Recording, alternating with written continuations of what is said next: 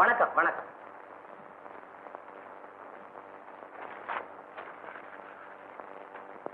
உள்ள இருக்கா, போய் பாருங்க. உங்களை பார்க்கத்தான் வந்தோம். என்ன பார்க்கவா? ஆமா, உங்க கதைனா எங்களுக்கு ரொம்ப பிடிக்கும். ஓ, அந்த கதை ஆரம்பமா? சரி, உட்காருங்க உட்காருங்க. காபி எப்படி சாப்பிடுறீங்களா? என்னத்துக்கு வீட்டுல சாப்பிட்டு வந்திருப்பீங்க. ஆமா, நான் கதை எழுதுறதா யாரு சொன்னா உங்ககிட்ட? உங்க மிஸ்ஸஸ் மாலினி தான் சொன்னா. ஓச்சுரா, அவ எங்களோட ஃப்ரெண்டு.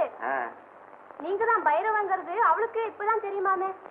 ஆமா, ஏன் சார் உங்க மனைவி கிட்ட கூட இவ்வளவு நாளா சொல்லாம இருந்தீங்க? அம்மா, எனக்கு விளம்பரம்னா பிடிக்காது. பெண்கள் இடத்துல ஒரு சமாச்சாரத்தை சொன்னா அவங்க மனசுலயும் வச்சுக்க மாட்டாங்க. இந்த பாருங்களேன், நேற்று சாயந்தரம் சொன்னேன், இன்னைக்கு ஒரு பட்டாளமே திரண்டு வந்துட்டீங்களே. அரே, வாங்க வாங்க வாங்க, இப்பதான் வந்தீங்களா? இந்தாங்க ஆப்பிள் ஜூஸ். தேங்க்ஸ். அவங்க எல்லாம் வரலையா? இதான் யாரு வரணும்?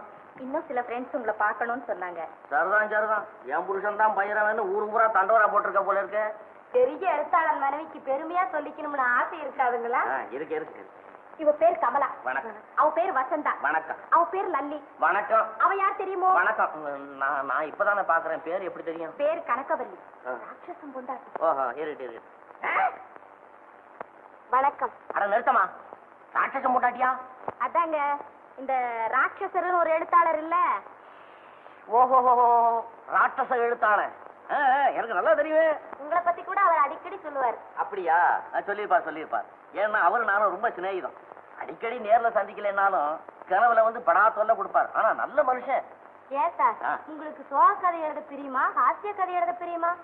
அது கல்யாணத்துக்கு முன்னால ஆசிய கதை எழுதிக்கிட்டு இருந்தேன். கல்யாணம் ஆனதுல இருந்து ஒரே சோகம். ஏன் சார், போராட்டம்னு ஒரு கதை எழுதினீங்களா, ஞாபகம் இருக்குதா? ஆமாமா, எழுதுனேன். அது பெரிய போராட்டமாச்சே. அதுல கதாநாயகி ஏன் சார் கடைசியில் தற்கொலை பண்ணிக்கிறார்? கடைசியில தானே தற்கொலை பண்ணிக்கிட்டான். ஆளை விடுங்க, என்ன செய்யறது, அவன் தலை எழுத்து அப்படி செத்தான். என்னங்க, கதம்ப மாலைங்கிற பத்திரிகையில ஒரு நாவல் பரிசு போட்டி வச்சிருக்காங்களே, அதுல நீங்க கலந்துக்க போறீங்களா? இதுவரையிலும் கலந்துக்கிறதா யோசனை இல்ல. இனிமே கலந்துக்கிறத பத்தி ஆட்சேபனை இல்ல. நான் கலந்துகிட்டா ஏகப்பட்ட எழுத்தாளர்கள் ஏமாந்துருவான். முதற் பரிசு 10,000 ரூபாய் சார். எழுத்தாளர்களுக்கு தானே? 10,000? என்னங்க, கண்டிப்பா நீங்க போட்டியில கலந்துக்குங்க. நீங்க கலந்துகிட்டா கண்டிப்பா முதல் பரிசு உங்களுக்கு தான். அப்படியா? நீங்க ரொம்ப ஈஸியா சொல்லிட்டீங்க. சரி, இன்னைக்கே சிந்தனையை ஸ்டார்ட் பண்ணி விடுறேன். ஆமாங்க, நாங்களும் உங்களை டிஸ்டர்ப் பண்ண விரும்புறோம்.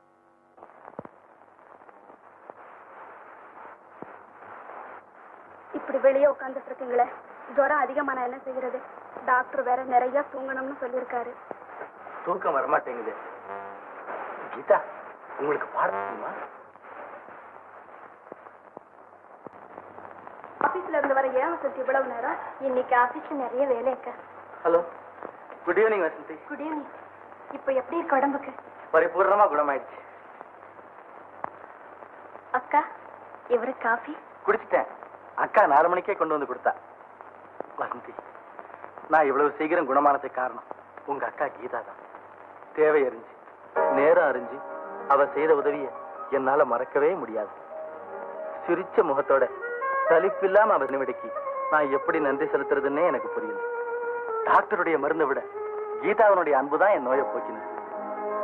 நான் உன் அக்காவுக்கு ரொம்ப கடமைப்பட்டிருக்கிறேன் வசந்தி.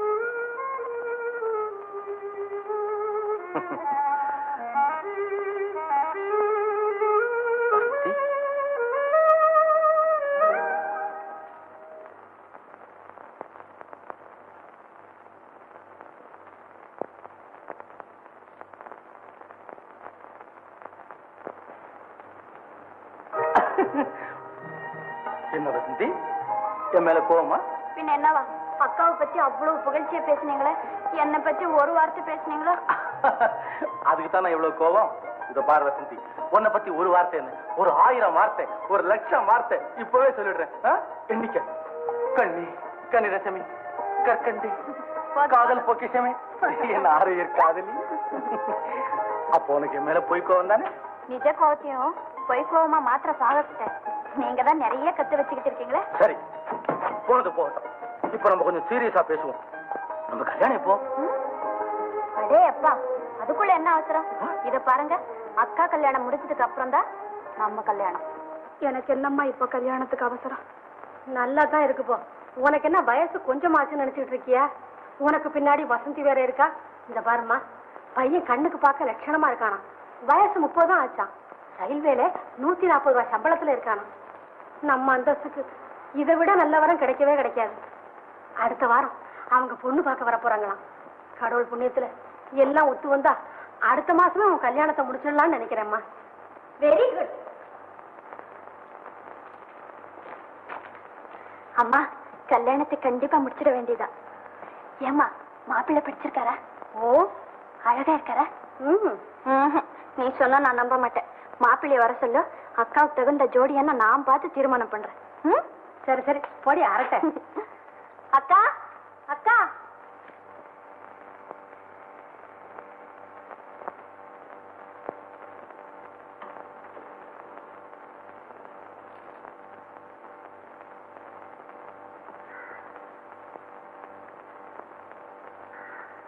என்னக்கா இது? கல்யாணம் சொன்ன உடனே நீ வெக்கப்பட்டு ஓடி வந்திருப்பேன்னு நினைச்சா கண்ணீர் விட்டுக்கிட்டு இருக்கிய? ஒண்ணும் இல்ல வசந்தி. பாத்தியா, என்கிட்டே மறைக்கிறிய. உனக்கு கல்யாணம் செய்துக்க பிடிக்கலையா? அதுக்கு இல்ல வசந்தி, அம்மா ஏற்பாடு செய்திருக்கிற வரன் தான் எனக்கு பிடிக்கல. இவ்வளவுதானா? பிடிக்கலன்னா தைரியமா பிடிக்கலன்னு சொல்றதானே, அதுக்கே வருத்தப்படணும்? ஐயோ ஐயோ, நீ ரொம்ப கோழையக்கா. மாப்பிள்ளை எப்படி இருக்கணும்னு சொல்லு. உன் மனசுக்கு ஏத்த மாப்பிள்ளைய தேடி கொண்டு வந்து உன் முன்னாடி நிறுத்தி உனக்கு மாலை போட சொல்றேன். என்கிட்ட சொல்ல மாட்டியா? உங்ககிட்ட சொல்லாம நான் வேற யார்கிட்ட சொல்ல போறேன் வசந்தி? நான் வந்து சொல்லுக்கா. மனப்பூர்வமா ஒருத்தரை காதலிக்கிறேன். ஓ, நீ பெரிய ஆளக்கா. வீட்டோட அப்பாவி மாதிரி இருந்துகிட்டு உனக்கு காதலிக்க கூட தெரியுதே. குட். அக்கா, உன்னுடைய காதல் கண்டிப்பா நிறைவேறும். அதுக்கு நான் பொறுப்பு. வசந்தி. ஆமா, யாரக்கா நீ காதலிக்கிற அந்த அதிர்ஷ்டசாலி? சொல்ல வெக்கமா இருக்கு. காதலிக்கிறப்போ அவர் பேர் சொன்னதானே நான் போய் மத்த ஏற்பாடெல்லாம் கவனிக்க முடியும். பேர் சொல்ல மாட்டேன். வேணுமுன்னா போட்டோ காட்டுறேன். Very good. போட்டோ வரைக்கும் வந்தாச்சா? அப்ப இது டெஃபினட்டா கனிஞ்ச காதல் தான்.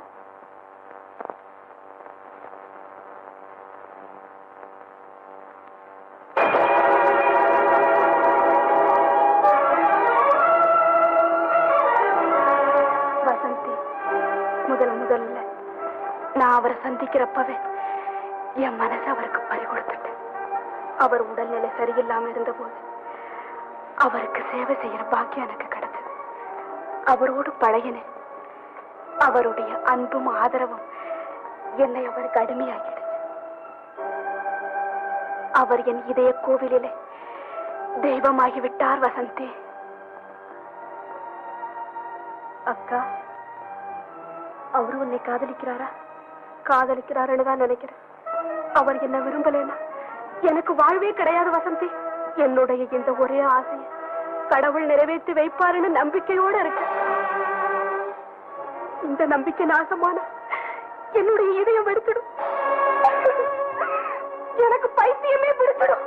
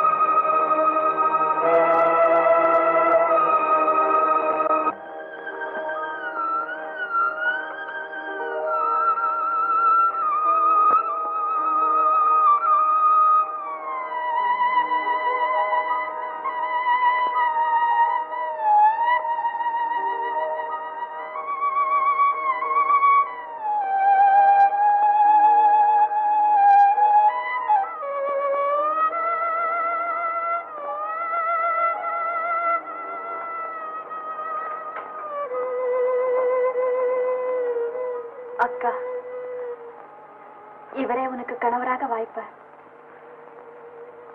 எப்பாட்பட்டாவது என் உயிரை கொடுத்தாவது கடவுள் சாட்சியால் இந்த கல்யாணத்தை நானே நடத்தி வைக்கிறேன். வசந்தி, கவலைப்படாதேக்கா, கவலைப்படாதே.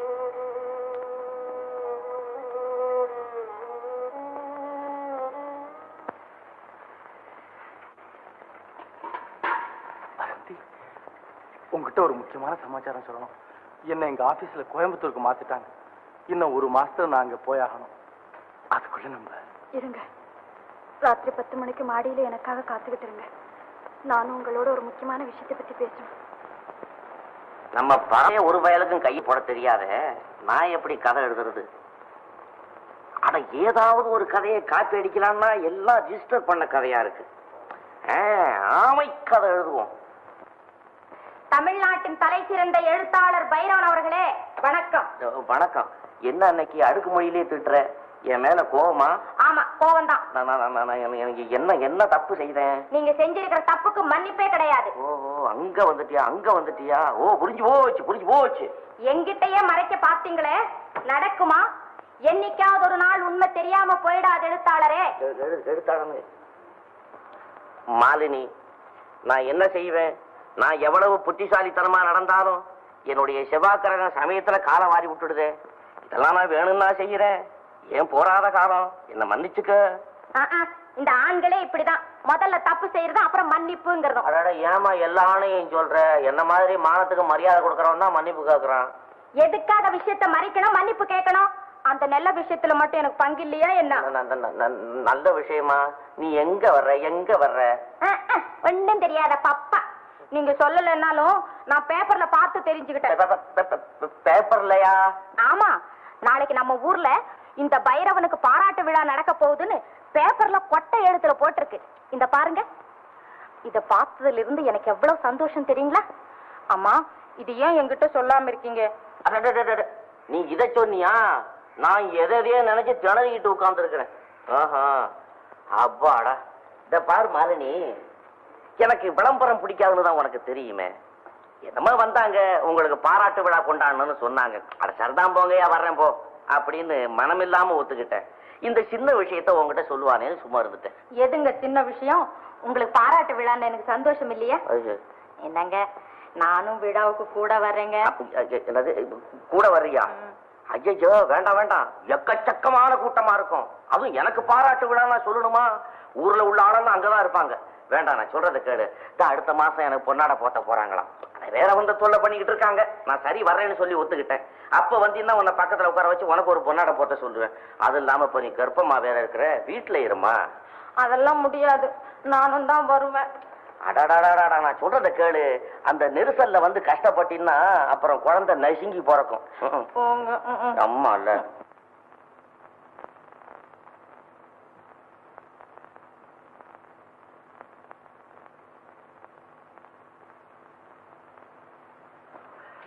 வசந்தி, உன் வருகையைத்தான் எதிர்பார்த்துக் கொண்டிருந்தேன்.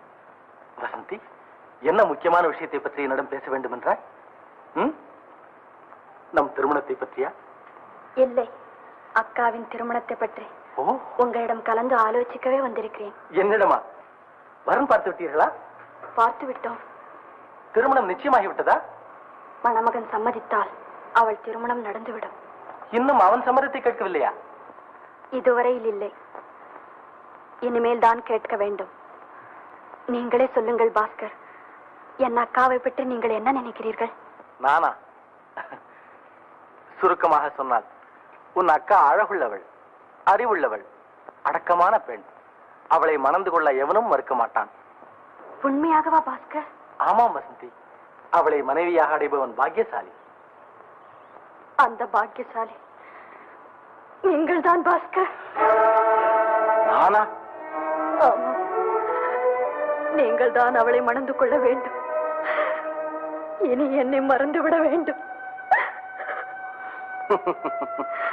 என்ன வசந்தி விளையாடுகிறாய்? இல்லை பாஸ்கர், விதி என்னோடு விளையாடிவிட்டது. கீதாவும் உங்களை காதலிக்கிறார். என்ன? நீங்கள் அவளை மனம் புரியாவிட்டால் அவளுக்கு வாழ்வே இல்லை என்று என்னிடம் சொன்னார். அதை கேட்டபோது என் உள்ளம் சுக்கல் சுக்கலாக உடைந்தது. என் இன்ப கோட்டைகள் தகர்ந்தன. என் ஆசை கனவுகள் அடியோடு நாசமாயின. நீ அவளுக்கு என்ன பதில் சொன்னாய்? இதயத்தை கையில் பிடித்துக் கொண்டு சிந்தித்தேன். மனசாட்சியிடம் மண்டியிட்டு நீதி கேட்டு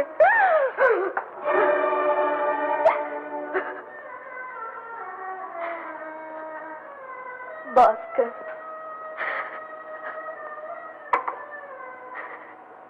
8 வருடங்கள் எனக்காக ஓய்வின்றி உழைத்தவள், என்னை தன் கண்ணின் மணி போல் காப்பாற்றி வளர்த்தவள், என்னை சீராட்டியவள், பாராட்டியவள், தனக்கென்ன வாழாமல் எனக்காக வாழ்ந்தவள், என் ஆசைகளை நிறைவேற்ற தன் ஆசைகளை தியாகம் செய்த உத்தம பெண் அவள். தன் வாழ்க்கையிலேயே முதல் தடவையாக தான் விரும்புவதை கேட்கிறார். பாஸ்கர், நீங்களே சொல்லுங்கள், நீங்கள் இந்த நிலையில் இருந்தால் என்ன பதில் சொல்லுவீர்கள்? வசந்தி, நாம் ஒருவரை ஒருவர் நேசிக்கிறோம் என்று அவளுக்கு தெரியாதா? தெரியாது பாஸ்கர்.